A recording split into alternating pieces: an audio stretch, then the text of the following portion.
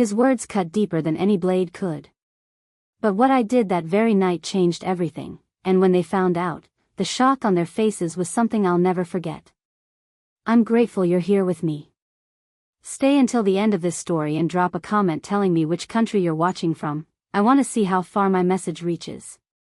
I'm Eleanor Whitfield, and at 70 years old, I thought I'd become immune to heartbreak.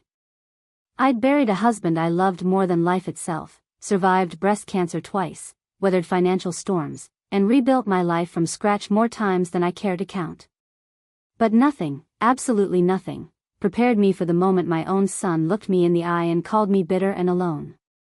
All because I refused to hand over what was rightfully mine. Let me take you back to the beginning, so you understand how a mother's love can be tested to its absolute breaking point. I live in Asheville, North Carolina, in a sprawling craftsman-style home nestled in the Blue Ridge Mountains. The house sits on 3 acres of wooded property, with a wraparound porch that overlooks the most spectacular sunsets you've ever seen. My late husband, Thomas, and I bought this property 45 years ago when it was nothing but a rundown shack surrounded by overgrown wilderness. Thomas was a carpenter by trade, an artist with wood. Over the course of 15 years, working mostly on weekends and evenings after his regular job, he transformed that shack into a masterpiece. Every beam he hand-selected. Every window frame he carved with intricate details. Every built-in bookshelf, every window seat, every decorative element bore his personal touch. He poured his heart and soul into this house because he was building it for us, for our future, for our family, for our golden years together. We raised our son, Dominic, in this house. I can still see him as a little boy, running through these rooms with muddy shoes, leaving handprints on walls we just painted. Thomas would laugh and say, "That's what houses are for, Ellie. Living. Making memories. A house without marks is a house without love." Thomas passed away 5 years ago from a sudden heart attack. One moment he was drinking his morning coffee on the porch, watching the sunrise like he did every day. The next moment, he was gone. No warning. No chance to say goodbye. Just gone. The grief nearly destroyed me. For months, I barely left the house. Friends from my book club would bring casseroles I couldn't eat. My sister, Charlotte, flew in from Seattle and stayed for 6 weeks, practically force-feeding me and making sure I got out of bed each day. Even Dominic seemed concerned for a while, visiting every weekend, checking on me, making sure I was managing. But eventually, everyone returned to their own lives, as they should. Charlotte went back to Seattle. My friends resumed their normal routines. And Dominic's visits became less frequent, then sporadic, then rare. I understood. He had his own life, his own family. He was busy with his career in pharmaceutical sales, traveling constantly, climbing the corporate ladder. His wife, Vanessa, was a pediatric nurse who worked long shifts. Their 2 children, my precious grandchildren, Chloe and Benjamin, were involved in every activity imaginable. They were busy people, and I didn't want to be a burden. So I learned to live with the loneliness. I joined a gardening club. I volunteered at the local animal shelter. I took up watercolor painting. I found ways to fill my days with purpose and meaning. The house that had once felt suffocating in its silence became my sanctuary again. Every corner held memories of Thomas. I could feel him here, in the wood he'd shaped with his own hands, in the garden we'd planted together, in the morning light that streamed through the windows he'd installed. The house was more than just a building. It was Thomas's legacy. It was our life story written in timber and stone. And it was worth a fortune. The real estate market in Asheville had exploded over the past decade. What was once a quiet mountain town had become one of the most desirable places to live in the entire Southeast. Craftsman homes like mine, especially on large wooded lots, were selling for astronomical prices. My modest home that Thomas and I had built for less than $80,000 was now valued at over $2.3 million. I knew this because real estate agents called me constantly, leaving messages, sending letters, practically begging for a chance to list my property. "Mrs. Whitfield," they'd say breathlessly, "with the right marketing, we could get you well over asking price. Developers are dying for properties like yours. You could retire in luxury anywhere you want. But I didn't want to retire anywhere else. I was already home. Still, I wasn't naive. I knew Dominic was aware of the property's value. How could he not be? He'd commented on it several times over the years. "Mom, do you have any idea what this place is worth?" he'd say, looking around with calculating eyes. "You're sitting on a gold mine." I'd always brushed off such comments. Money had never been what motivated Thomas and me. We'd lived simply, saved carefully, and found our wealth in experiences rather than possessions. Yes, we'd been fortunate. Thomas's carpentry business had done well. We'd made smart investments. We'd lived within our means. By the time Thomas passed, I had the house, a healthy retirement account, savings, and life insurance money that meant I'd never have to worry about finances. I was comfortable, secure, independent. And I wanted to stay that way. The warning signs I ignored. Looking back now, I can see the warning signs I was too blind to recognize at the time. They started about 8 months ago, subtle at first, then increasingly obvious. Dominic began calling more frequently, always with the same theme: concern about my living situation. "Mom, I worry about you in that big house all alone," he'd say. "What if you fall and no one finds you for days? What if there's a break-in? You're isolated up there on that mountain." "I'm fine, Dom," I'd assure him. "I have neighbors. I have my medical alert system. I'm perfectly safe." But it's so much house for one person. All that maintenance, all those stairs. Wouldn't you be happier somewhere smaller? Somewhere with less responsibility? At first, I thought he was genuinely concerned. A good son worried about his elderly mother. But the conversations became more frequent, more insistent. And then he started bringing Vanessa into it. "Vanessa and I have been talking," he'd say, "and we really think you should consider downsizing. We could help you find a nice condo in town.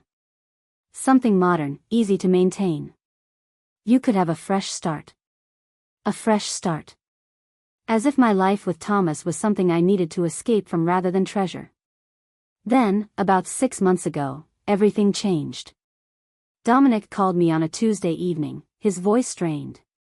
"Mom, I need to talk to you about something important. Can I come by this weekend?" Just me, not Vanessa and the kids. My stomach immediately knotted with worry. Was he sick? Were the grandchildren okay? "Of course, sweetheart. Is everything all right?" "We'll talk Saturday," was all he said. That Saturday, Dominic arrived looking nervous and avoiding eye contact. We sat on the porch with coffee, and after 20 minutes of small talk, he finally dropped the bomb. "Mom, Vanessa and I are separating." My heart sank. "Oh, Dom. I'm so sorry. What happened?" He rubbed his face with both hands. "We've grown apart. We want different things. It's been coming for a while. Have you tried counseling? For the children's sake?" "It's beyond that," he said flatly. "We're already living separately. I moved into an apartment in Charlotte last month. We're filing for divorce." I reached over and squeezed his hand. "I know this must be incredibly difficult. How are Chloe and Benjamin handling it?" "They're adjusting." He wouldn't meet my eyes. "Look, Mom, there's something else I need to tell you."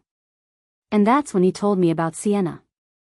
Sienna Cortez was 34 years old, 20 years younger than Dominic's 54 years. She worked as a marketing coordinator at the pharmaceutical company where Dominic was a regional sales director. They'd met at a company conference in Miami 18 months ago. "I didn't plan for this to happen," Dominic insisted. "But Sienna understands me in a way Vanessa never did.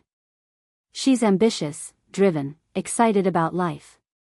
She makes me feel young again." I felt my chest tighten with disappointment, but I kept my voice calm. "Dom, you have 2 children who need their father. You have a wife who's been your partner for 22 years. You can't just throw away a family because someone new makes you feel young. His face hardened. I knew you wouldn't understand. You and Dad had your perfect little fairy tale, but not everyone gets that. I deserve to be happy too. Of course you deserve happiness. But not at the expense of your children's stability. Not by abandoning your responsibilities. He stood up abruptly. I didn't come here for a lecture, Mom. I came to let you know what's happening in my life. I hoped you'd be supportive. I'll always love you, Dom. But I can't support you destroying your family for an affair. He left shortly after, and we didn't speak for 3 weeks. When he finally called again, his tone was different. Cooler. More distant. He said he wanted me to meet Sienna, to give her a chance. Against my better judgment, I agreed. They drove up one Sunday afternoon, and I served lunch on the porch. Sienna was beautiful, I'll give her that. Long dark hair, flawless makeup, designer clothes that probably cost more than I spent on clothing in a year. But there was something calculated about her. The way she looked around the property with appraising eyes. The way she complimented everything with a tone that felt more like inventory taking than genuine appreciation. Eleanor, your home is absolutely stunning, she'd gushed, running her hand along the handcrafted porch railing. The craftsmanship is incredible. And all this land. You must have people fighting to buy this place. It's not for sale, I'd said simply. Of course not, she'd smiled, but her eyes remained cold. But still, you must think about it sometimes. What you could do with all this equity. I'd changed the subject, but the comment stayed with me. Over the following months, Dominic's visits became more frequent again, but always with Sienna. They'd show up unannounced, always wanting to check on me, always commenting on how much house I had, how difficult the property must be to maintain, how I should really think about my options. And then came the phone calls about specific retirement communities they'd researched for me. Brochures started arriving in the mail for senior living facilities. Dominic even went so far as to schedule a tour of one without asking me first. We're just trying to help you plan for the future, Mom, he'd say when I protested. We want to make sure you're taken care of. But I saw through it now. They didn't want to take care of me. They wanted to take care of my assets. The breaking point came last week when Dominic called and asked me to dinner. His tone was upbeat, excited. Mom, Sienna and I have some news we want to share with you. Let us take you somewhere nice. Our treat. I should have said no. Every instinct told me this dinner would end badly. But a foolish part of me hoped that maybe, just maybe, my son wanted to rebuild our relationship. Maybe he was ready to introduce me properly to this woman who had become so central to his life. Maybe we could find our way back to each other. How naive I was. The dinner from hell. Dominic picked me up at 6 o'clock on a Friday evening. I'd dressed carefully in a burgundy dress I'd bought for Thomas's retirement party years ago, still classic, still elegant, still fitting perfectly despite my age. I wore the pearl earrings Thomas had given me for our 30th anniversary and the simple gold wedding band I'd never removed. Sienna was already in the passenger seat when I climbed into the back of Dominic's Mercedes, another recent purchase I couldn't understand how he afforded, given that he was supposedly paying child support and going through an expensive divorce. Eleanor, you look beautiful, Sienna said, turning to smile at me. She was wearing a red dress that was far too revealing for a family dinner, with jewelry that sparkled under the car's interior lights. Dominic told me you used to be quite the beauty in your day. In your day. The word stung more than she probably intended. Thank you, dear, I said politely, swallowing my irritation. The restaurant Dominic had chosen was Celestine's, an upscale French establishment in downtown Asheville that had recently received national attention. The kind of place that required reservations months in advance and where entrees started at $60. This is quite fancy for a casual dinner, I commented as we were seated at a table by the window overlooking the city lights. Only the best for my mom, Dominic said, but there was something performative about it. Like he was putting on a show for Sienna rather than genuinely wanting to treat me. We ordered wine, a bottle that cost more than I spent on groceries for a month, and the sommelier poured with practiced precision. Sienna immediately launched into conversation about her work, her recent promotion, her ideas for revolutionizing the company's marketing strategy. I nodded politely, sipping my wine and wondering when we'd get to whatever news they wanted to share. Appetizers arrived, foie gras for them, a simple salad for me, and finally Dominic cleared his throat. "Mom, we wanted you to be the first to know." He reached across the table and took Sienna's hand. "We're engaged." Sienna thrust her left hand forward, displaying a ring that made my stomach drop. The diamond was enormous, easily 4 or 5 carats, surrounded by smaller stones in an elaborate setting. It was the kind of ring that cost as much as a car. "Congratulations," I managed, my voice sounding hollow even to my own ears. "Isn't it gorgeous?" Sienna gushed, turning her hand to catch the light. Dominic had it custom designed. He said only the best for his future wife. I looked at my son, searching his face for any sign of the boy I'd raised. The boy who'd cried when we found an injured bird and insisted on nursing it back to health. The boy who'd worked 2 jobs to help pay for his college education because he didn't want to burden us with debt. The boy who'd promised his father he'd always take care of his family. That boy was gone. In his place sat a stranger with my son's face, holding hands with a woman young enough to be his daughter, wearing a ring that had been purchased with money he should have been using to support his children. "That's quite a ring," I said carefully. "It must have been very expensive." "Worth every penny," Dominic said, and Sienna giggled like a teenager. Our main courses arrived, and the conversation turned to wedding plans. They wanted something big, elaborate. A destination wedding in the Caribbean, maybe, or a vineyard in Napa Valley. Guest list of 200 people. Live band. Designer dress. The works. Each detail they described felt like another nail in my heart.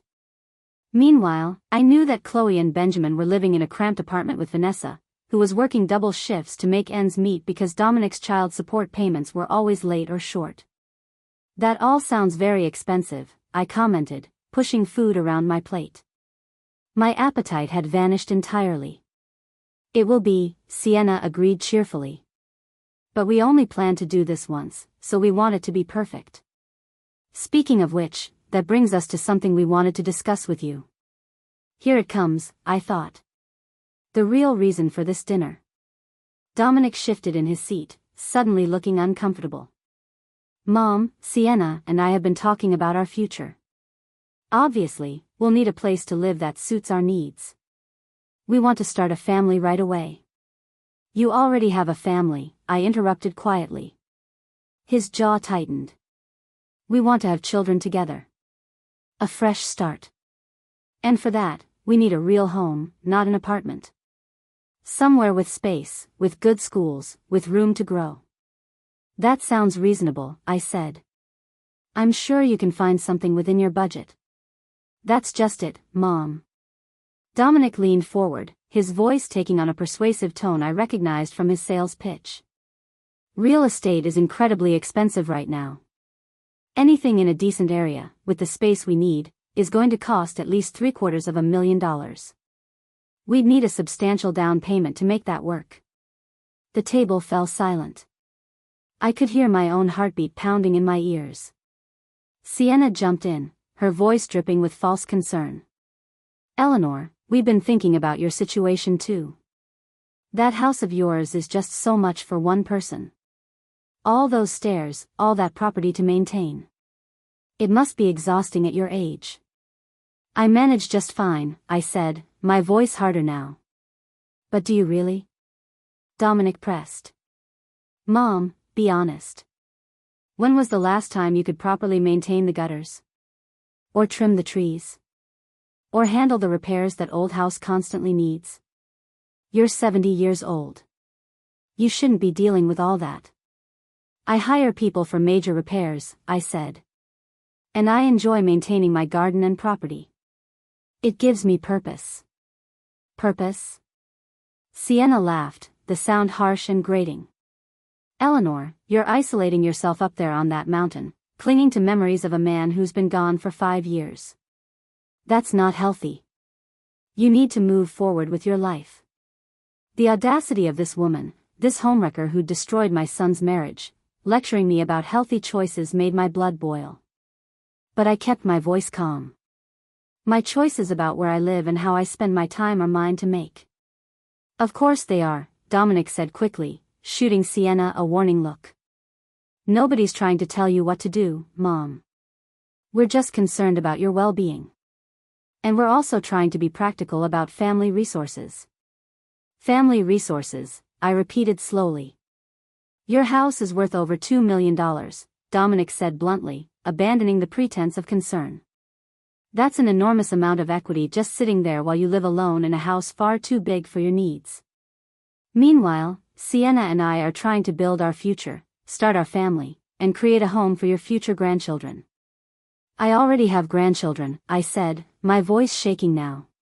Chloe and Benjamin. Remember them? The children you abandoned? Dominic's face flushed red.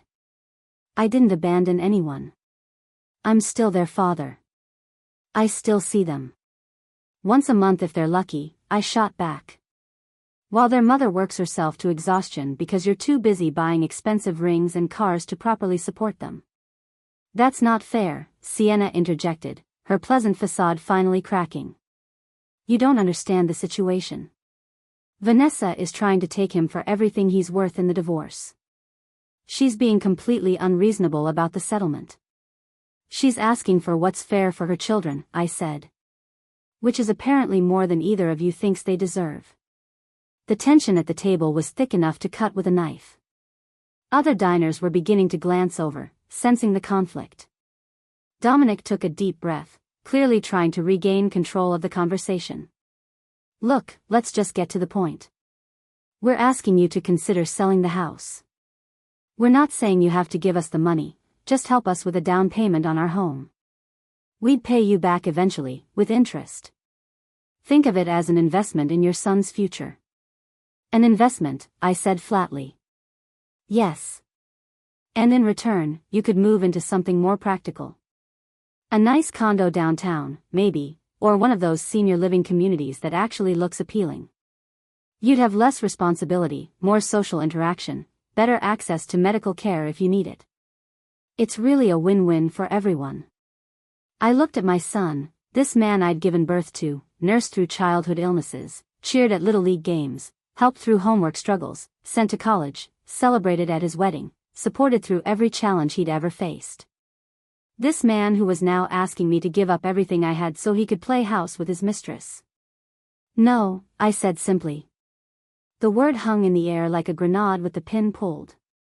No? Dominic repeated, as if he couldn't believe what he'd heard. No, I said more firmly. I'm not selling my house.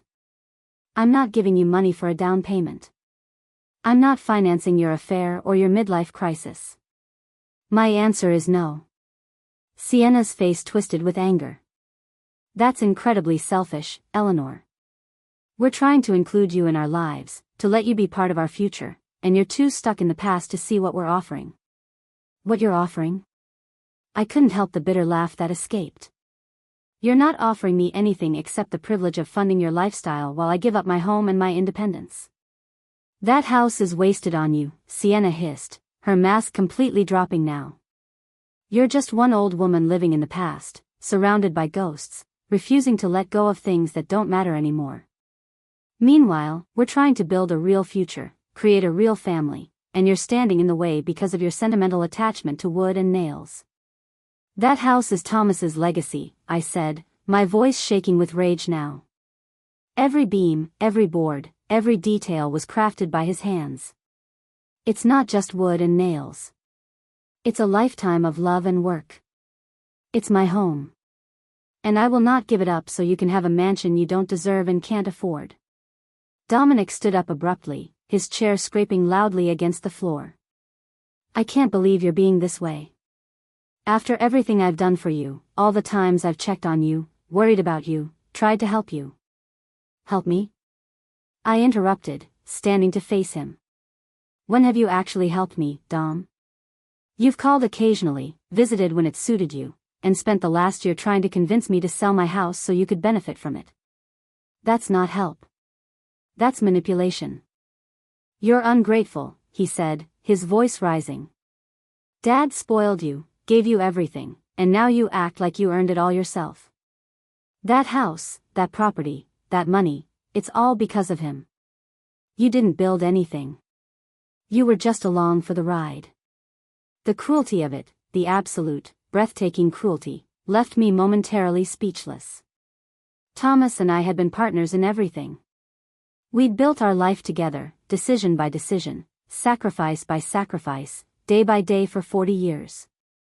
Your father and I built that life together, I said, my voice barely above a whisper. Every decision, every sacrifice, every choice was ours, together. I worked full-time while putting him through business school. I managed our finances while he built his carpentry business. I raised you, maintained our home, supported his dreams, and created a life we were both proud of. Don't you dare minimize my contribution to our marriage. Whatever helps you sleep at night, Dominic said dismissively. The bottom line is that you're sitting on a fortune you don't need while your only son is struggling to build a future. What kind of mother does that? The kind of mother who taught her son the value of working for what you want instead of expecting handouts, I replied.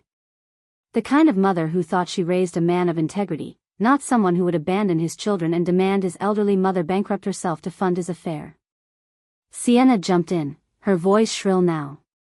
This is exactly what Dominic said would happen. You're bitter, Eleanor. Bitter about getting old, bitter about being alone, bitter about your husband being gone. And you can't stand to see Dominic happy with someone new. You'd rather he be miserable like you than support his chance at real happiness. I'm not bitter, I said, though tears were now streaming down my face. I'm heartbroken. Heartbroken that my son has become someone I don't recognize. Someone who values money over family, who abandons his children for a younger woman, who looks at his own mother and sees nothing but a resource to be exploited. Dominic leaned across the table, his face close to mine, and spoke the words that would change everything between us forever. You're just bitter and alone, Mom. Bitter about getting old. Bitter about Dad being gone. Bitter about life passing you by while you hide in that oversized mausoleum pretending the past 40 years meant something. Well, here's a news flash. Dad's gone. Your marriage is over. Your relevance is over. All you have now is money and property you're too selfish to share with your own flesh and blood. So you can sit in that house alone, clinging to your precious memories, and die bitter and alone. Because if you keep this up, if you refuse to help us, don't expect us to come running when you need something. Don't expect to be part of our children's lives. Don't expect to be invited to holidays or celebrations or family events. You're making your choice right now, and the choice you're making is to be alone. The restaurant had gone completely silent. Every diner was staring at our table now, witnessing this public evisceration of an elderly woman by her own son. I grabbed my purse with trembling hands, my entire body shaking with shock and rage and grief. You're absolutely right about one thing, Dominic. I am making a choice. And it's the right one. I turned to Sienna, this woman who had helped destroy my son's family and was now trying to destroy my life too. And you, dear, should be very careful. A man who leaves his wife for a younger woman usually repeats the pattern. In 10 years, when you're in your mid-40s and he's in his mid-60s, don't be surprised when he trades you in for the next newer model. I walked out of that restaurant with as much dignity as I could muster, which wasn't much considering I was crying so hard I could barely see. I didn't have my car. Dominic had picked me up, so I stood on the sidewalk in the cool night air and called an Uber. The driver tried to make polite conversation during the 30-minute ride up the mountain to my house, but I couldn't speak. I just stared out the window, watching the lights of Asheville fade behind me, replaying Dominic's words over and over in my mind. Bitter and alone. Was that really who I was? An old woman clinging to the past, too selfish to help her son, too stuck to move forward with her life?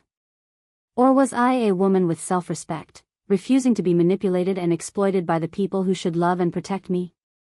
When the Uber dropped me off, I walked into my house, my beautiful, lovingly crafted home, and for the first time since Thomas died, it felt empty in a way it never had before. I walked through the rooms, touching the wood Thomas had shaped, remembering the life we'd built together. The living room where we'd danced to old records on Saturday nights. The kitchen where we'd cooked elaborate meals for holidays, feeding not just Dominic and his family but also neighbors and friends who'd become like family. The bedroom where we'd whispered our dreams and fears in the darkness, where he'd held me through my cancer treatments, where I'd held him those last precious years when his health began to fail. Every corner of this house told a story of love, of partnership, of a life well lived together. And my son wanted me to throw it all away like garbage so he could impress his mistress. I made my way to Thomas's study, a room I'd barely touched since he died, keeping it exactly as he'd left it, and sat at his desk. His reading glasses still sat on the stack of books he'd been working through. His favorite coffee mug still held pens and pencils. His jacket still hung on the back of the door. "Thomas," I whispered to the empty room, "what do I do?" And then, as if he were answering me, my eyes fell on the filing cabinet where we'd always kept our important documents. Birth certificates. Marriage license. Insurance papers. Our wills. Our wills. I'd updated mine shortly after Thomas died, making Dominic the sole beneficiary of everything. The house, the savings, the investments, the life insurance, all of it would go to him. It had seemed like the natural thing to do. He was our only child. This was his inheritance. But as I sat there in Thomas's study, my face still wet with tears, I realized something crucial. An inheritance is meant to be a gift, a blessing, a way of supporting and caring for your children even after you're gone. But what I would be doing by leaving everything to Dominic wasn't giving him a gift. I'd be rewarding his cruelty, funding his betrayal, and enabling him to continue hurting the people around him. I'd be telling him that treating me like garbage, abandoning his children, and destroying his family had no consequences. I'd be teaching him that manipulation and greed pay off in the end. And I'd be betraying Thomas's memory by letting our life's work go to someone who saw it as nothing more than a pile of money to be spent on luxuries and affairs. I pulled out the will and read it slowly, carefully, thinking about what it would mean if I left it as it was. Dominic would sell this house within weeks of my death. He'd pocket the money, buy his mansion with Sienna, and forget that Thomas had spent 15 years building this place with his own hands. The home that contained our entire adult life would be torn down or gutted, transformed into something unrecognizable. And that broke my heart more than anything Dominic had said to me. I walked back to the kitchen, made myself a cup of tea, and sat at the table where Thomas and I had eaten thousands of meals together. Where we'd planned our dreams, worked through our problems, and built our life one decision at a time. And I made a decision now that Thomas would have supported, I was certain of that. By midnight, I had researched estate attorneys in the area. By 1 a.m, I had drafted a list of organizations and causes that Thomas and I had always supported. The animal shelter where we'd adopted our 3 rescue dogs over the years. The cancer center where I'd received treatment. The carpentry school that trained young people in the traditional woodworking techniques Thomas had mastered. The scholarship fund at the community college where Dominic had completed his first 2 years of college. By 2 a.m, I had a plan. And by 3 a.m, I had sent an email to Margaret Blackwood, the most respected estate attorney in Asheville, requesting an emergency appointment. I didn't sleep at all that night. I sat on the porch as the sun came up over the mountains, watching the light change from deep purple to pink to gold, and I felt something I hadn't felt in years. Peace. Not happiness, the pain was still too fresh for that. But peace in knowing that I was taking control of my own life, my own legacy, my own story. Dominic had called me bitter and alone. He'd told me I would die that way. Maybe I would die alone. We all do, ultimately. But I wouldn't die bitter. I would die knowing that I'd honored Thomas's memory, protected his legacy, and refused to let our life's work be squandered by someone who had forgotten the values we tried to teach him. That morning, as the sun fully rose and the birds began their morning songs, I went inside and got dressed.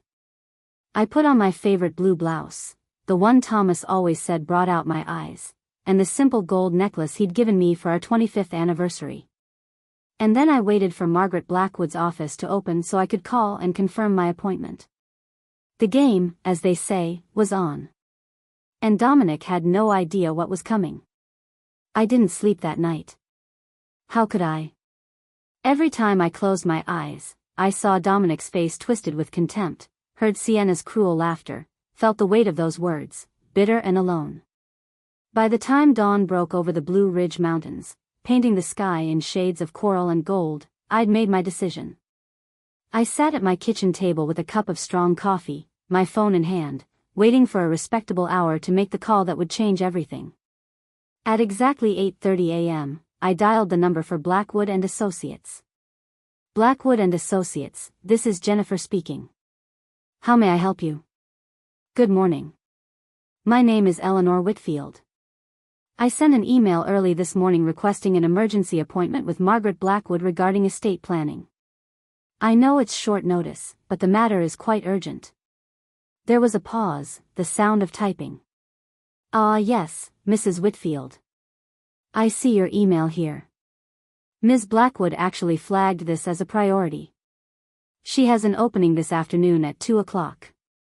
Would that work for you? That would be perfect. Thank you so much. We'll see you then, Mrs. Whitfield. Our office is located downtown on Montfort Avenue. Do you need directions? No, thank you. I know where you are. I hung up and sat back in my chair, feeling a strange mixture of determination and dread. What I was about to do would be irrevocable. There would be no going back, no undoing this decision. But every time doubt crept in, I remembered Dominic's words. Don't expect to be part of our children's lives. Don't expect to be invited to holidays or celebrations or family events. He'd already cut me out. I was just making it official. The hours until my appointment crawled by. I tried to distract myself with gardening, but I couldn't focus. I attempted to read, but the words blurred on the page. Finally, I gave up and took a long shower, then dressed carefully in a navy pantsuit that Thomas had always said made me look formidable. I needed to be formidable today. Margaret Blackwood.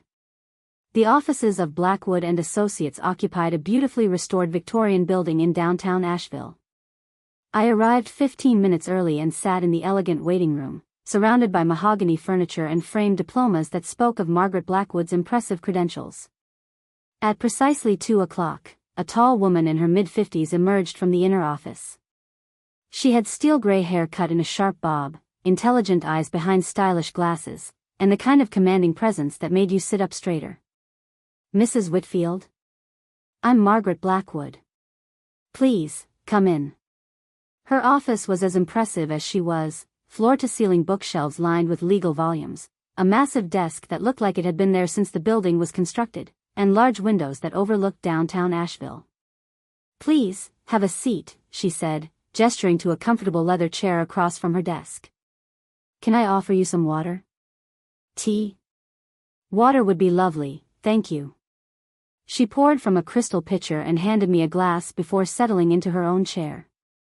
Now then, your email mentioned an urgent need to revise your estate plan. Why don't you tell me what's happening? And so I did. I told her everything. About Thomas and the house he'd built with his own hands. About Dominic's affair and divorce. About the dinner from hell and the cruel words that had shattered whatever remained of our relationship. About lying awake all night, realizing that I needed to protect Thomas's legacy from someone who saw it as nothing more than a pile of money.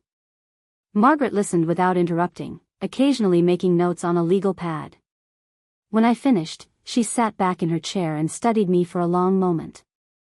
Mrs. Whitfield, I need to ask you some difficult questions, and I need you to be completely honest with me. Can you do that? Of course.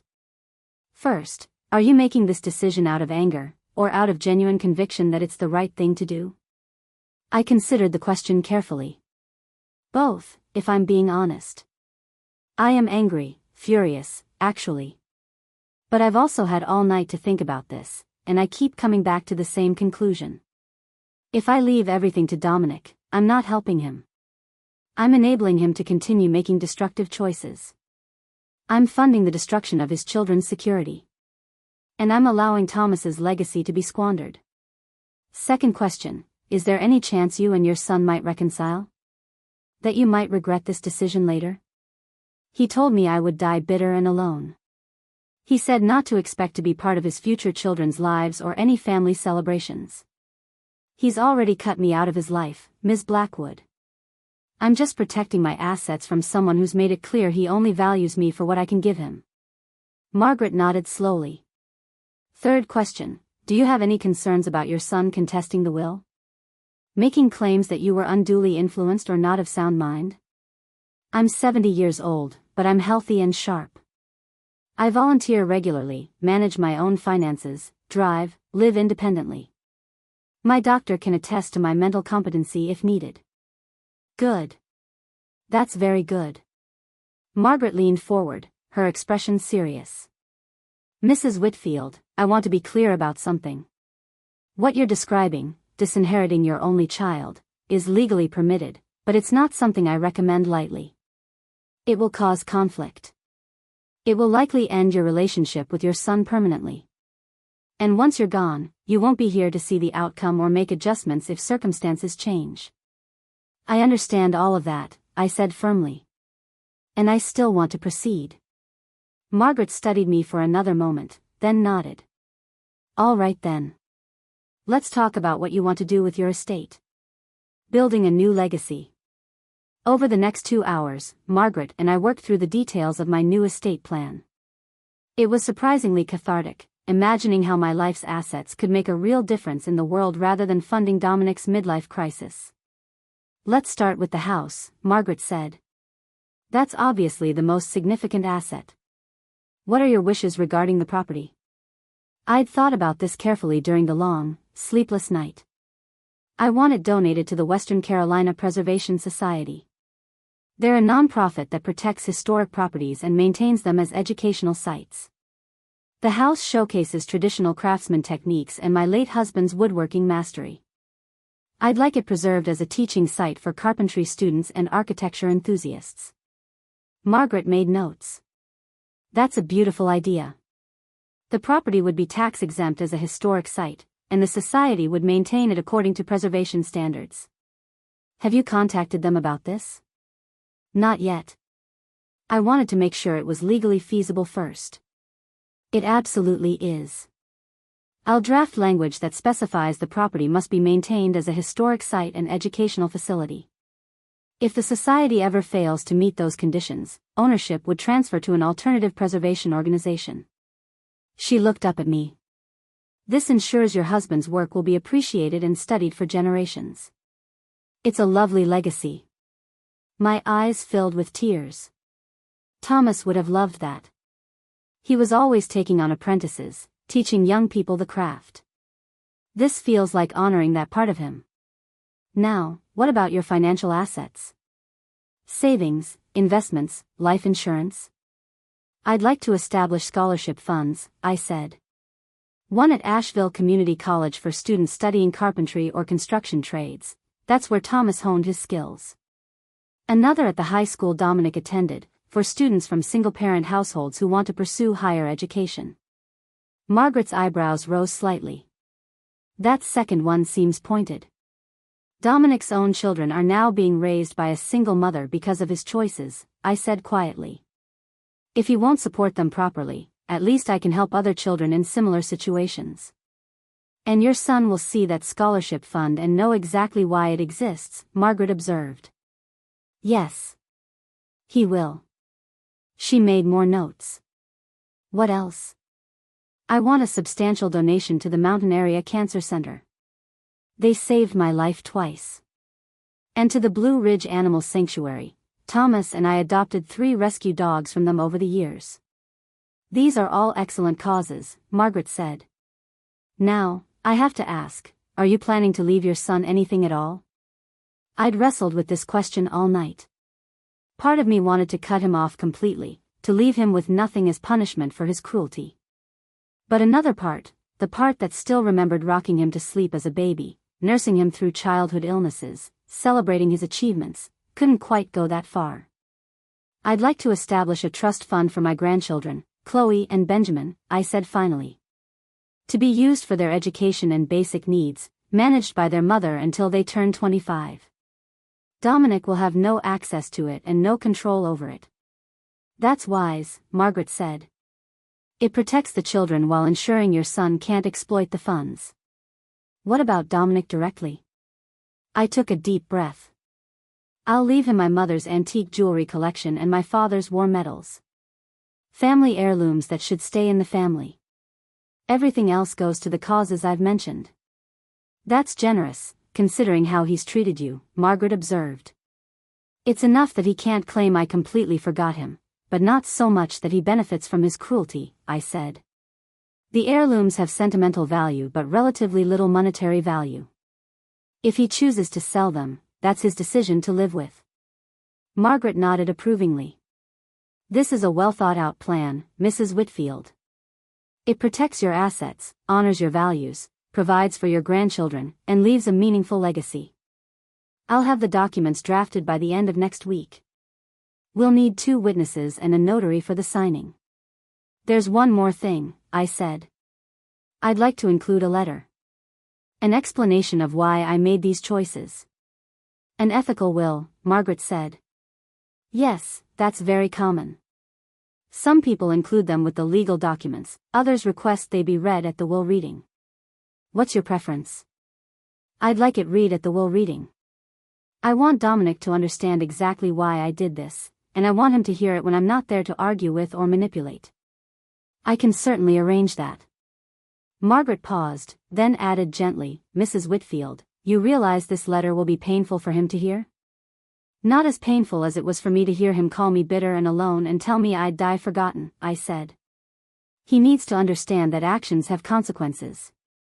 Even, especially, actions toward your own mother. The unexpected discovery. Over the next week, I threw myself into research. I contacted the Western Carolina Preservation Society and met with their director, a passionate woman named Rachel Morrison who nearly cried when I explained Thomas's craftsmanship and my wish to donate the property.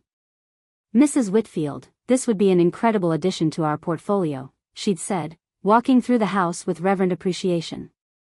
The detail work, the authentic period techniques, the preservation of traditional methods, this is exactly the kind of property we exist to protect. I also met with representatives from the college, the animal sanctuary, and the cancer center. Each meeting reinforced my decision. These organizations were doing meaningful work, making real differences in people's lives. My money would fund scholarships for deserving students, care for abandoned animals, treatment for cancer patients who couldn't afford it. This was a legacy Thomas would be proud of. But it was during one of these meetings, a lunch with Patricia, Dominic's ex-wife, to discuss setting up the trust fund for Chloe and Benjamin, that I stumbled onto something that changed everything. We met at a quiet cafe on the outskirts of Asheville. Patricia looked exhausted, dark circles under her eyes, her hair pulled back in a simple ponytail. She'd lost weight since I'd last seen her, and there was a brittleness to her that broke my heart. Eleanor, I can't thank you enough for doing this for the kids, she said after I explained the trust fund. They've been through so much. Knowing they'll have money for college, that they won't have to struggle the way I'm struggling now, it means everything. Dominic should be providing that security, I said.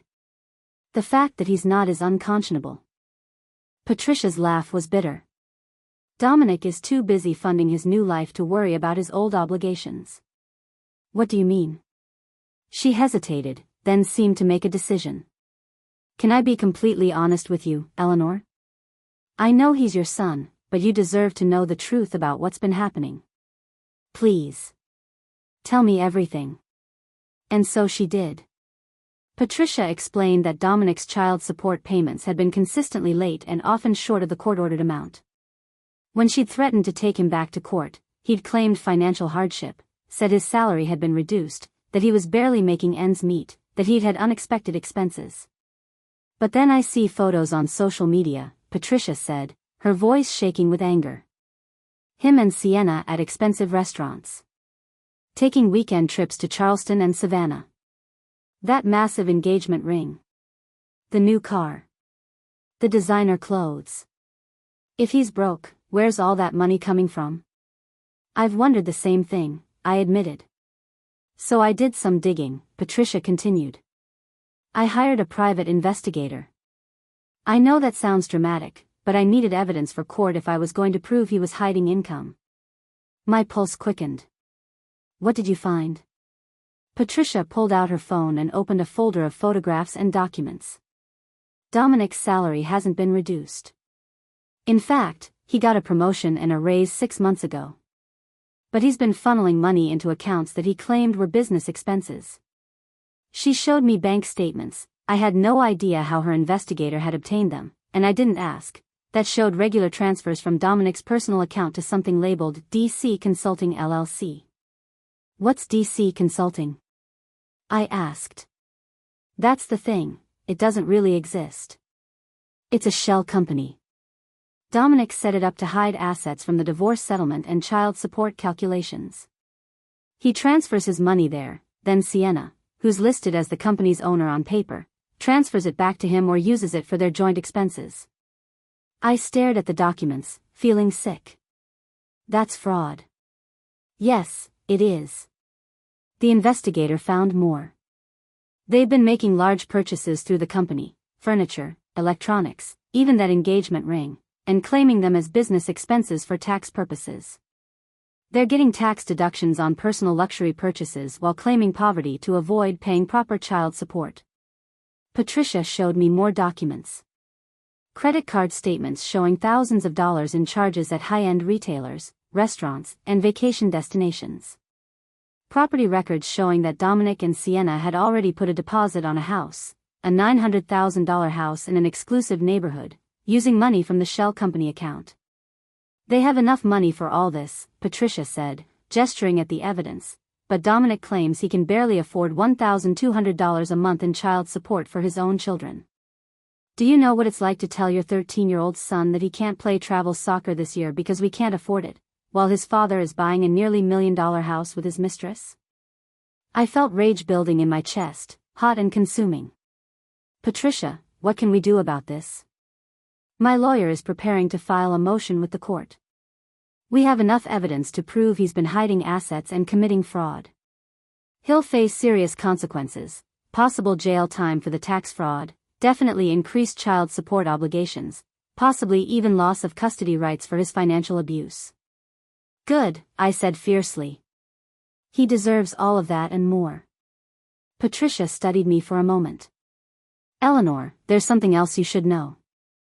In the course of investigating Dominic's finances, we found something that involves you. My stomach dropped. What do you mean? She pulled up another document on her phone. 3 months ago, there was a large withdrawal from Dominic's bank account, $45,000. The notation says it was a loan repayment to you. Did you loan Dominic $45,000? Absolutely not. I haven't given him a penny. That's what I thought. We believe this might be part of their fraud scheme, claiming they have debts they don't actually have to justify why they seem broke on paper. But Eleanor, if they're using your name for fraudulent claims, you could potentially be implicated if you don't get ahead of this. The violation of it, using my name, making me an unwitting part of their criminal scheme, made my blood boil. What should I do? You need to document that you never made such a loan. And honestly, you should probably consult with your own attorney about whether you want to file a complaint about them using your name in potentially fraudulent documents. I sat back in my chair, trying to process everything I just learned. My son wasn't just cruel and selfish. He was a criminal. He was defrauding the government, cheating his own children, and dragging my name into his schemes. Patricia, I need copies of everything your investigator found. Whatever your lawyer can share with me legally. Of course. I'll have him send everything over. Eleanor, I'm sorry you have to see this side of Dominic. I know he's your son, and this must be devastating. What's devastating is that he's become someone I don't recognize, I said. The boy I raised would never have done any of this. I don't know what happened to him. Sienna happened to him, Patricia said bluntly. She saw a middle-aged man with money and access to more through you, and she sank her claws in. I'm not saying Dominic isn't responsible for his choices, he absolutely is. But she's manipulated him, encouraged his worst impulses, and helped him justify abandoning his family. She's toxic. I thought about Sienna's calculating eyes during that awful dinner, the way she'd appraised my home like she was already planning how to sell it. Patricia was right. But Dominic had chosen to listen to her. He'd chosen greed over his children, lies over integrity, and cruelty over love. And now he would face the consequences of those choices. The letter. That evening, back at home, I sat at Thomas's desk and began writing the letter that would accompany my new will. Margaret had advised keeping it simple and factual, avoiding language that could be interpreted as vindictive or suggest diminished mental capacity. But I needed Dominic to understand exactly why I'd made these choices. I wrote and rewrote, crumpling page after page until I finally had something that felt right. My dearest Dominic. If you're reading this, it means I'm gone. I hope my passing was peaceful, and I hope that in my final days, I was surrounded by the love and beauty that filled my life with your father. By now, you've learned the contents of my will, and I imagine you're shocked, angry, perhaps even feeling betrayed. I want to explain my decisions, not to justify them. I don't need to justify them, but because you deserve to understand the reasoning of the mother who raised you. The house your father built with his own hands will be preserved as a historic site and educational facility. Every beam he shaped, every detail he crafted with such love and skill, will teach future generations about traditional craftsmanship and the dignity of working with one's hands. This was your father's legacy, and it will endure long after both of us are gone. It will not be torn down or gutted to make room for someone's McMansion. It will not be sold to the highest bidder and forgotten. It will stand as a testament to a life of meaningful work and dedication. The money your father and I saved through 40 years of careful management, hard work, and thoughtful choices will fund scholarships for deserving students, care for abandoned animals, and treatment for cancer patients who cannot afford it. It will make real, tangible differences in people's lives. It will honor the values your father and I held dear: education, compassion, service, and integrity. I have established a trust fund for your children, my beloved grandchildren, Chloe and Benjamin. This money will be used for their education and basic needs, managed by their mother until they reach adulthood. You will have no access to these funds and no control over them. I do this not to punish you, but to protect them. They deserve the security and opportunities that you have failed to provide. To you, I leave the heirlooms that belong to my parents, your grandparents. The jewelry your grandmother wore on her wedding day. The medals your grandfather earned serving his country. These items have no great monetary value, but they carry the weight of family history. What you choose to do with them is up to you. I hope you treasure them as I have, but if you sell them for quick cash, that choice and its consequences are yours to live with. Dominic, I did not make these decisions lightly or in haste. I did not make them out of mere anger, though yes, I am angry. I made them after deep reflection about what kind of legacy I want to leave and what lessons I want to teach, even after I'm gone. The night you called me bitter and alone, the night you told me I would die forgotten and cut off from my family, you broke something inside me that can never be repaired. But more than that, you showed me who you've become. You've become someone who sees his own mother as nothing more than a resource to exploit. Someone who abandons his children to fund a lifestyle he hasn't earned. Someone who lies, cheats, and manipulates to get what he wants. I learned, through your ex-wife, about the shell company you created to hide assets. About the fraud you've committed to avoid supporting your children properly. About how you've used my name in false financial claims that could have implicated me in your schemes. Did you think I wouldn't find out? Did you think there would be no consequences for your actions? The son I raised believed in honesty, hard work, and taking responsibility for his choices. The son I raised understood that family means showing up, even when it's hard. The son I raised knew that integrity matters more than money or status. I don't know when you stopped being that person. I don't know if it was gradual or sudden. But I know that the man who sat across from me at that restaurant, demanding I give up my home and my independence to fund his affair, is not someone I recognize anymore. And I will not reward that transformation with an inheritance. If you're reading this with anger, thinking I was unfair or cruel, I want you to remember something. You told me I was bitter and alone. You told me I would die that way. You cut me out of your life before I cut you out of my will. You made the choice to value money over love, greed over family, and shortcuts over integrity. I simply made sure that choice had consequences. I hope that someday, perhaps when you're older, perhaps when your own children are grown, you'll look back on these years with clarity. You'll see the pain you caused, the opportunities you wasted, and the relationships you destroyed in pursuit of money and fleeting happiness. And I hope that realization helps you become a better person. But that growth, if it comes, will not be funded by my estate.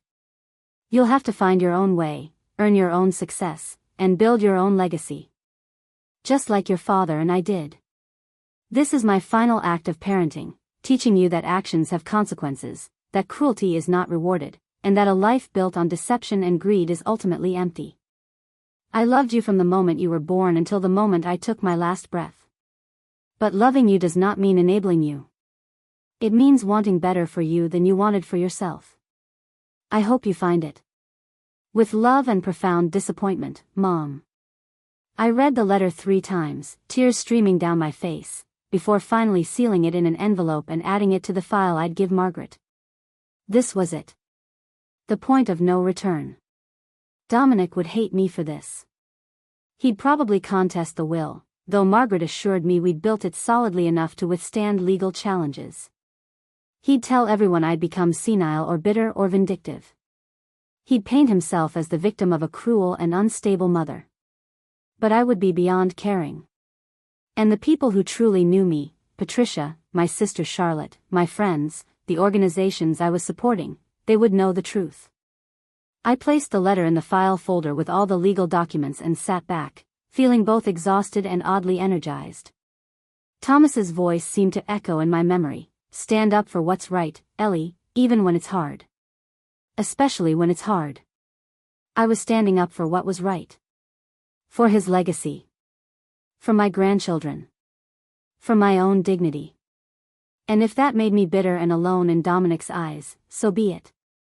I'd rather be alone with my integrity than surrounded by people who only valued me for what I could give them. The phone call.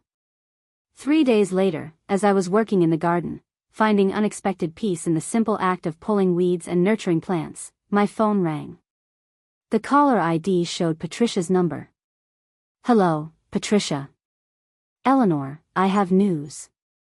My lawyer filed the motion this morning. Dominic has been served with papers regarding the fraud investigation and the demand for proper child support. My heart began to race. How did he react? I don't know yet. But Eleanor, you should be prepared. When people like Dominic are cornered, they lash out. He's going to realize you talked to me, shared information, supported my case. He's going to be furious.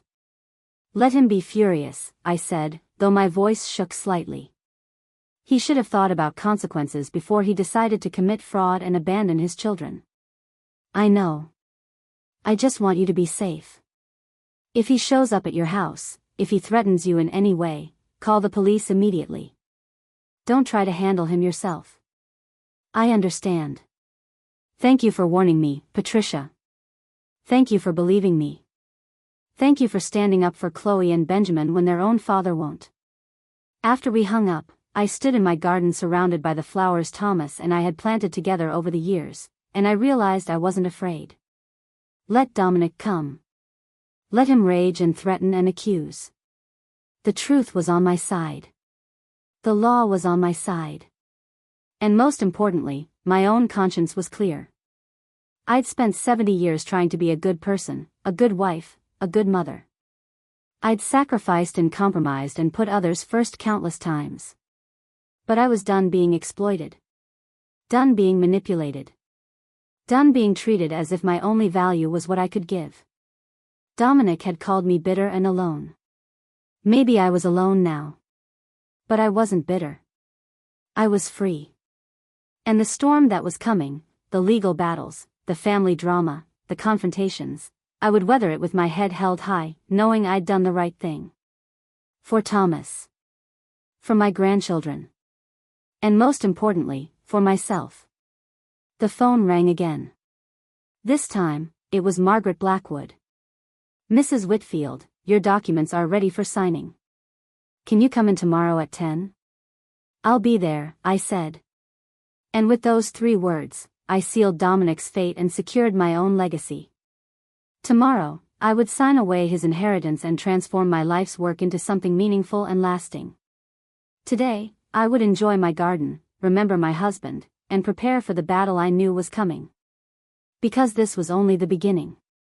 The next morning dawned clear and beautiful, the kind of perfect autumn day that Thomas had always loved. The mountains were ablaze with color, brilliant reds, golden yellows, deep oranges painting the landscape like a masterpiece.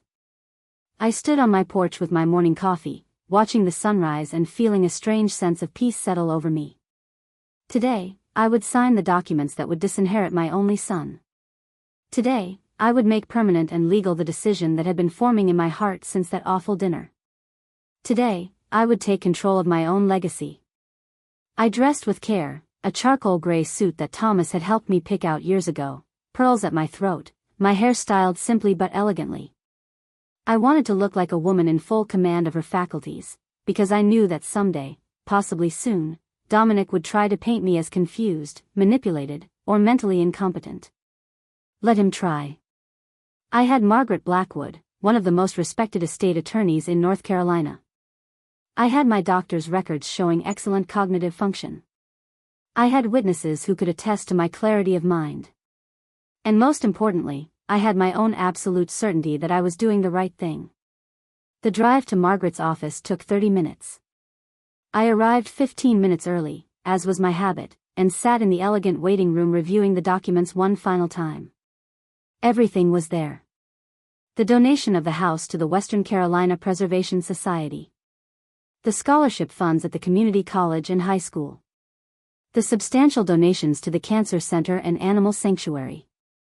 The trust fund for Chloe and Benjamin, protected from Dominic's reach. The small bequest of family heirlooms to Dominic himself, just enough to prove I hadn't forgotten him, not enough to reward his cruelty. And the letter. The letter that would explain everything when I was no longer here to defend my choices. "Mrs. Whitfield?" Margaret's assistant, Jennifer, appeared in the doorway. "We're ready for you." Margaret's office held 3 other people besides herself, a notary public, and 2 witnesses she'd arranged, both employees of her firm who had no connection to my family and could testify to my competency if needed. "Eleanor," Margaret said warmly, "thank you for coming.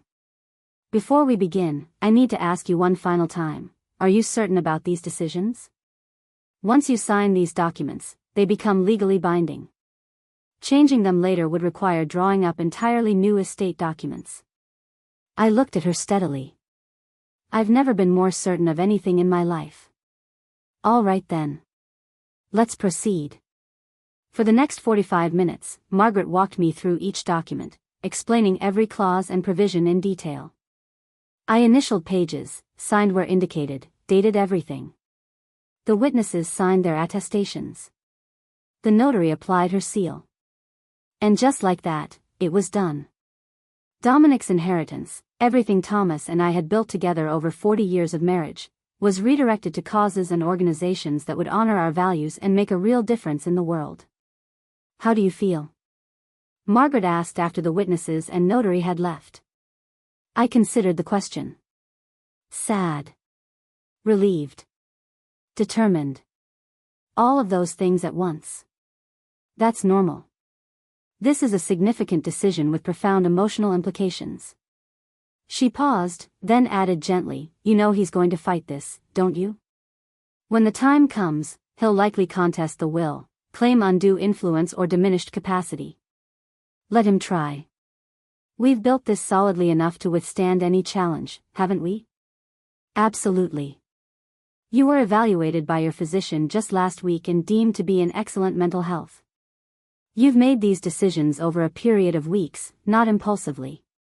You had independent legal counsel, me, who can testify that you understood exactly what you were doing. And your reasoning is documented in your letter. Any judge who reads that letter will understand that this wasn't the decision of a confused elderly woman, but rather a mother responding rationally to her son's cruelty and criminal behavior." "Good. I stood and extended my hand. Thank you, Margaret. For everything. For taking me seriously, for helping me protect what Thomas built, for giving me back control of my own life. She shook my hand warmly. It's been my privilege, Eleanor. I hope you enjoy whatever time you have left, knowing that you've created a legacy that truly matters.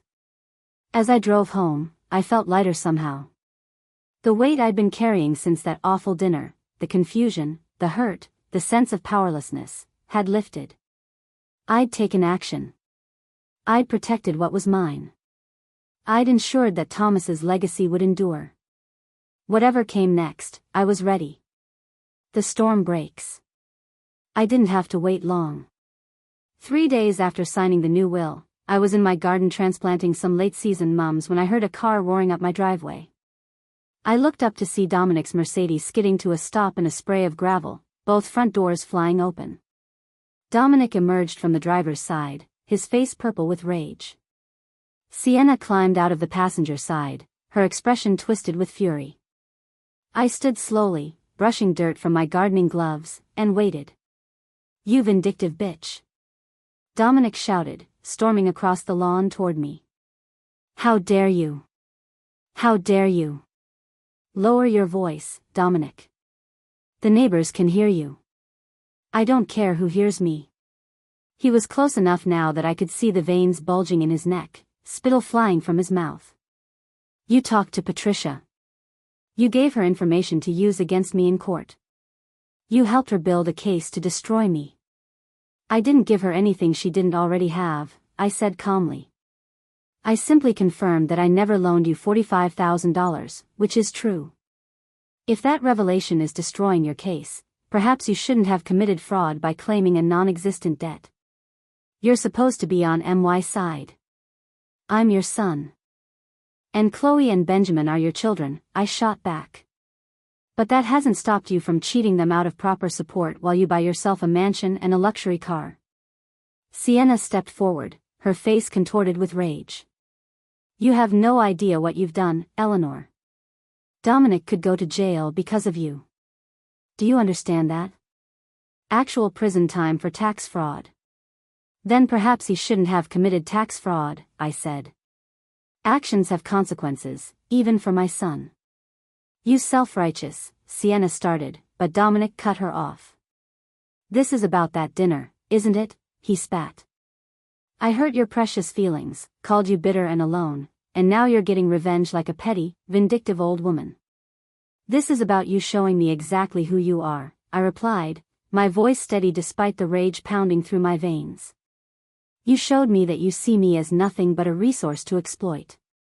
That you're willing to commit crimes to maintain a lifestyle you haven't earned. That you'll abandon your own children and drag me into your fraudulent schemes without a second thought. I never dragged you into anything. You claimed I loaned you $45,000 that I never loaned you. You used my name in potentially fraudulent financial documents. What do you call that? A mistake. A bookkeeping error. Don't lie to me, Dominic. Not now. Not after everything."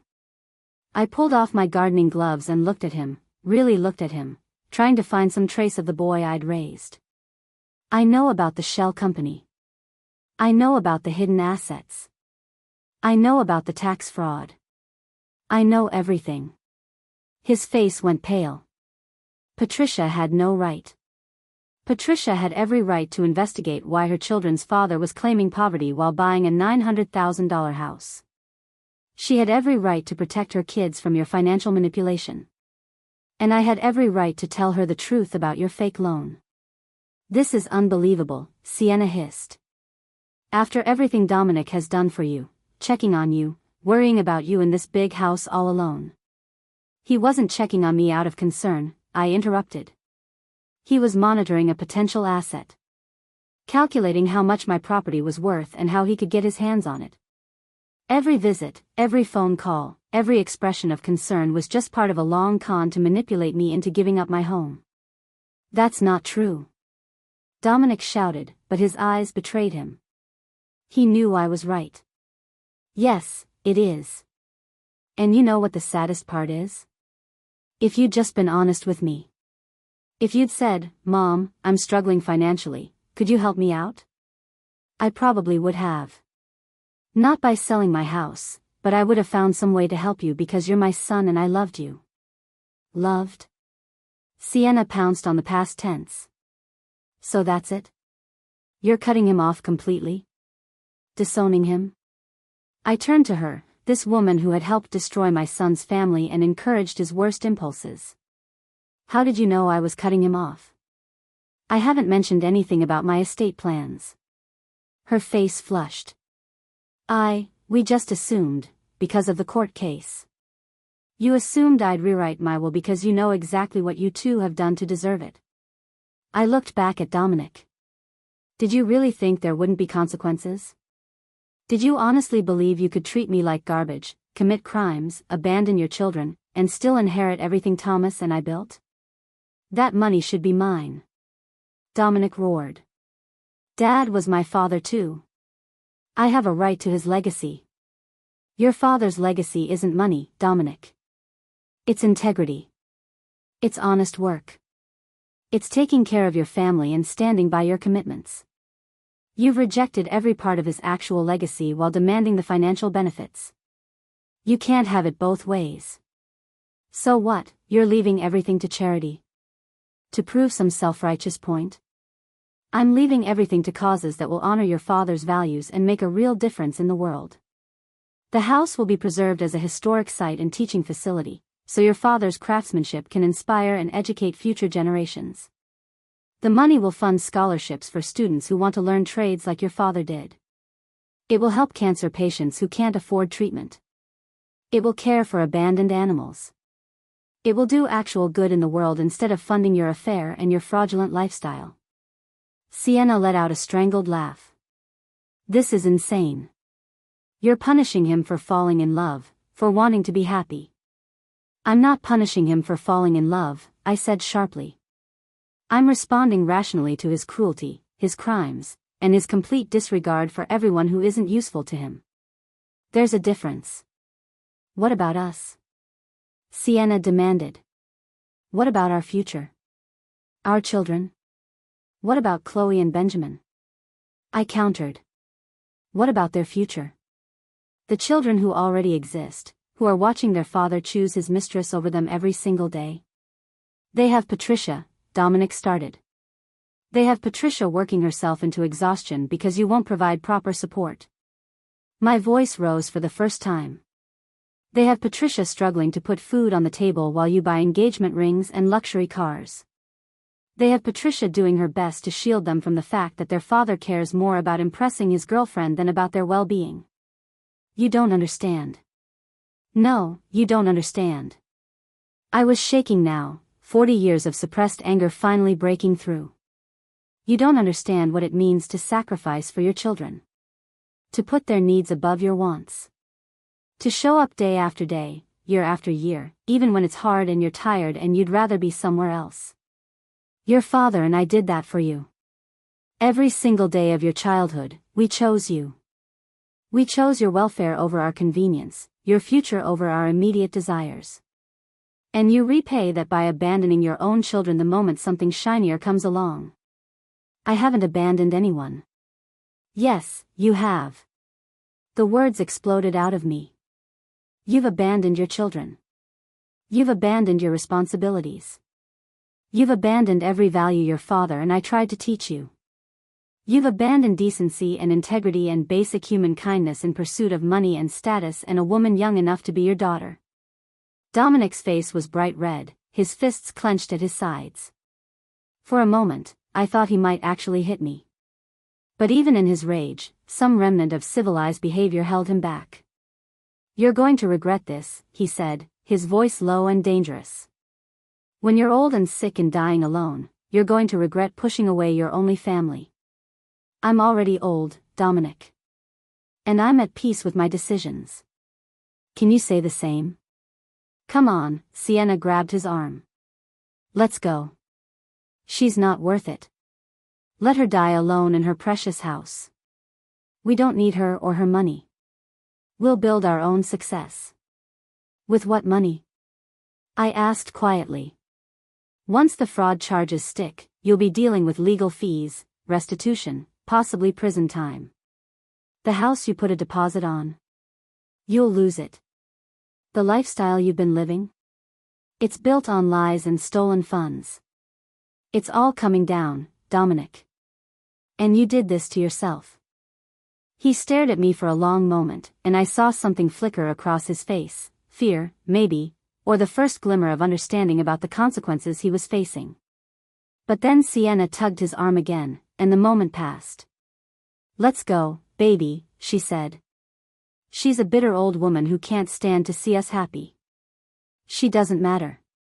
They turned and walked back to the car. As Dominic reached the driver's side door, he paused and looked back at me one last time. "I meant what I said at dinner," he called out. "You are bitter and alone. And that's exactly how you're going to die." "Maybe," I called back. "But at least I'll die with my integrity intact. Can you say the same?" He climbed into the car without answering. A moment later, they were gone, tires spitting gravel as they sped down the driveway. I stood in my garden, surrounded by the flowers Thomas and I had planted together, and I cried. Not for the loss of the relationship with my son, that had already been destroyed. But for the boy he'd been, the man he could have become, the grandson my husband would never see grow up. Then I dried my tears, went inside, and called Margaret Blackwood. "I need you to document what just happened," I told her. Dominic came to my house. He was threatening, aggressive, and confirmed he knows about the will changes. I want it on record in case he tries to claim later that I was coerced or confused. "I'll draft an affidavit for you to sign," Margaret said immediately. "And Eleanor? I'm sorry this happened. I know it must have been difficult." "It was necessary," I said. "And now it's done."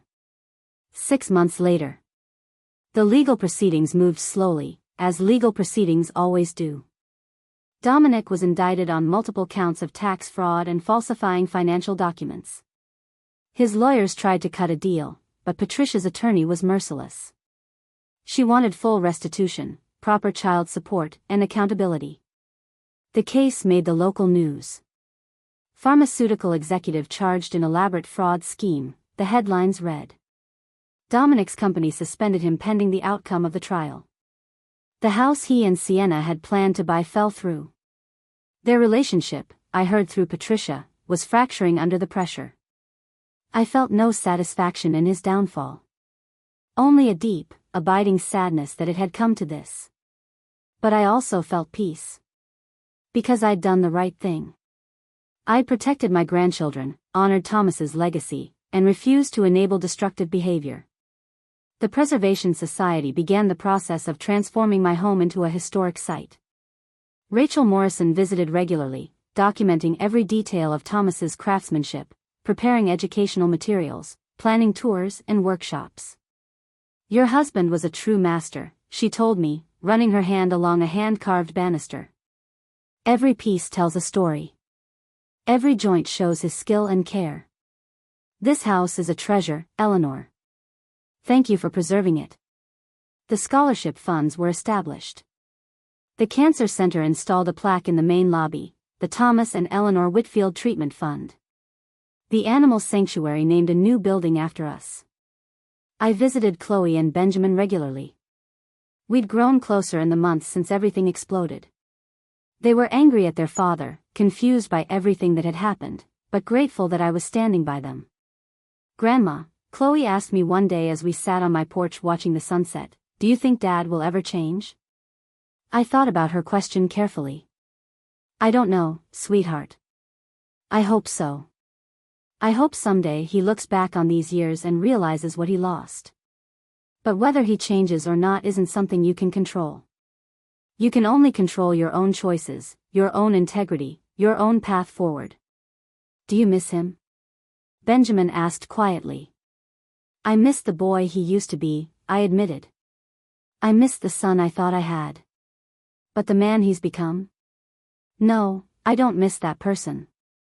And I won't apologize for protecting myself from him.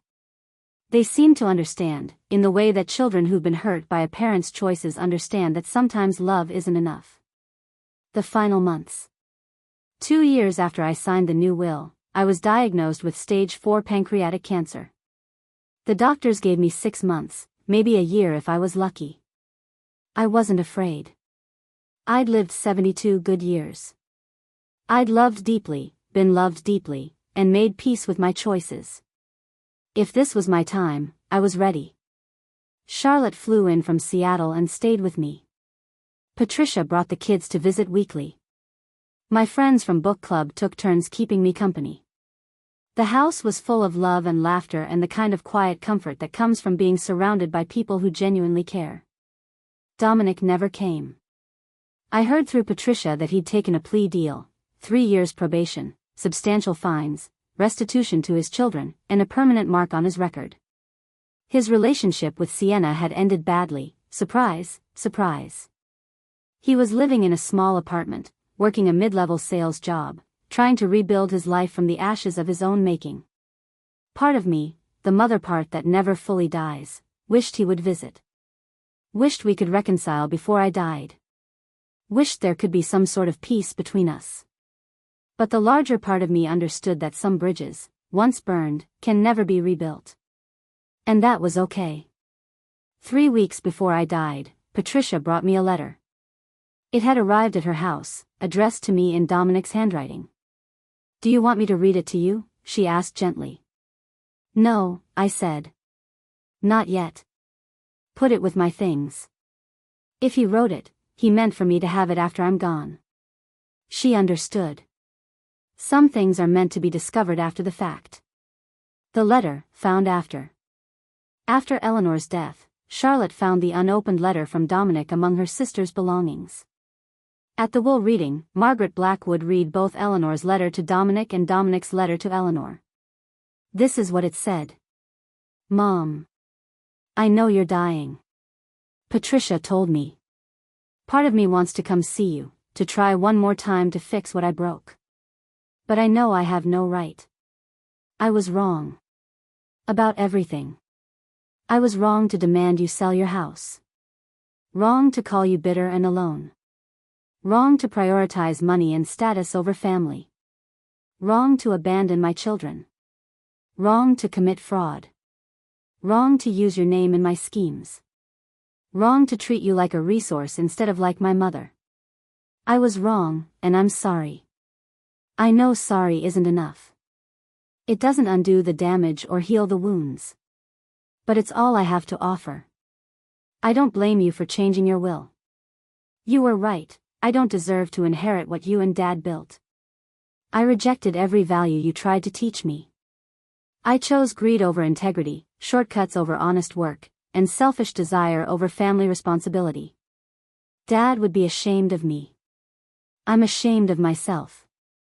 The plea deal I took, the consequences I'm facing, they're nothing compared to what I lost when I lost you. Money can be replaced. Reputation can be rebuilt. But a mother's love? That, I destroyed forever. Sienna left me, by the way. Turns out she was only interested in me when I had money and prospects. Once the fraud came out, once my career imploded, she was gone within weeks. You called that one, didn't you? You told her at that awful dinner that I'd eventually trade her in for a newer model. You were wrong about that, she left before I got the chance. The irony would be funny if it wasn't so pathetic. I've started seeing my kids again. Not as much as I should, but more than I had been. They're angry with me. They have every right to be. But Patricia is generous enough to let me try to repair what I broke. She's a better person than I deserve. I hope the house becomes everything you wanted it to be.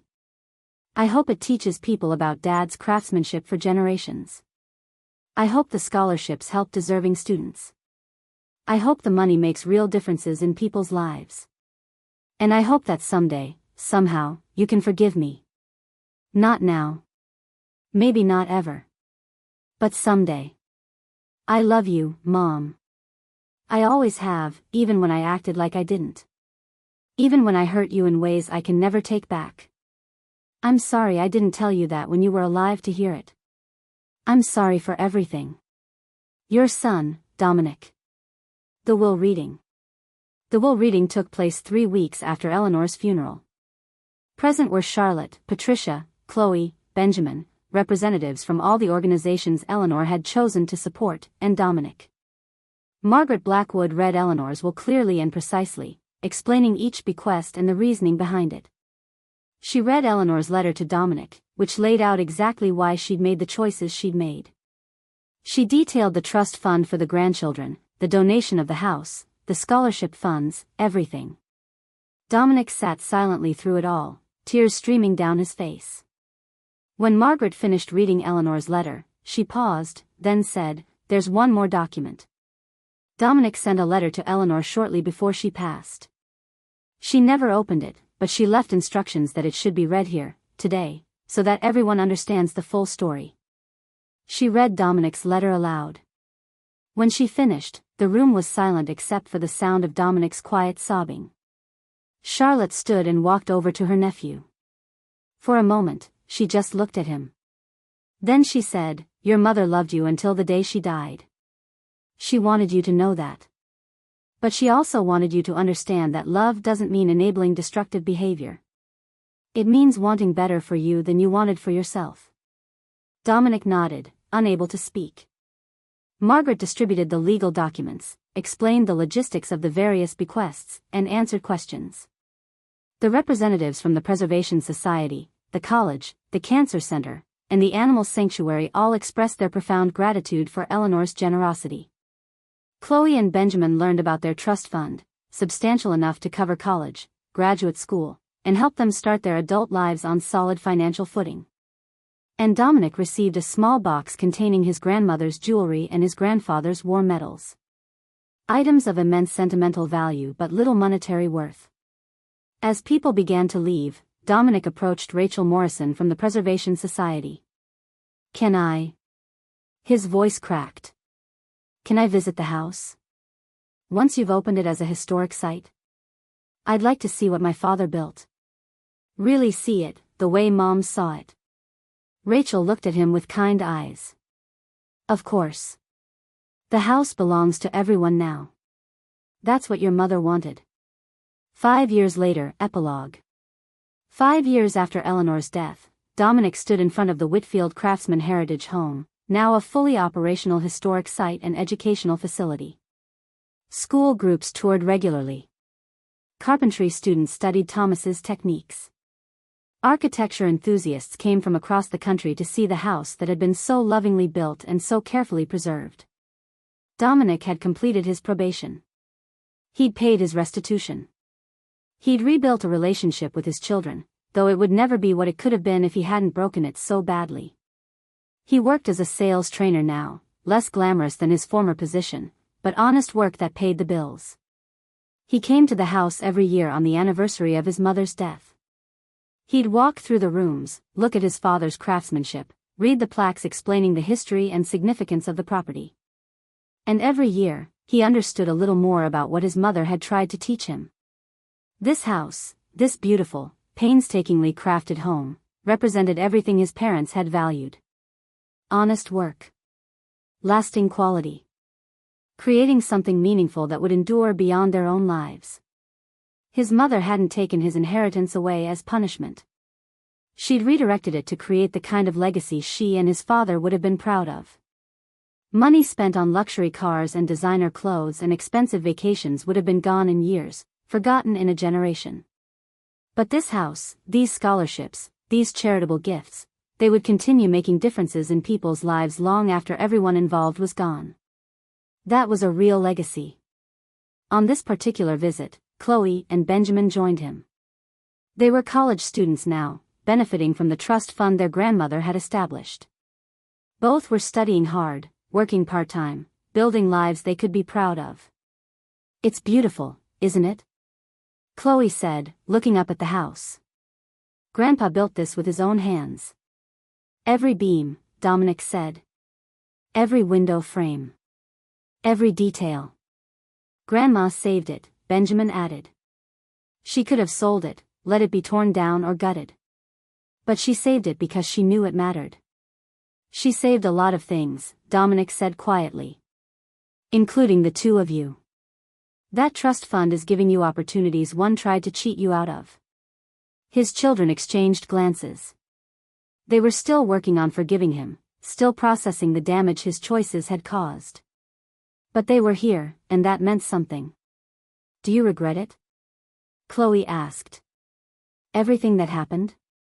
Dominic was quiet for a long moment, looking at the house his father had built, thinking about the mother who had loved him enough to let him face the consequences of his actions.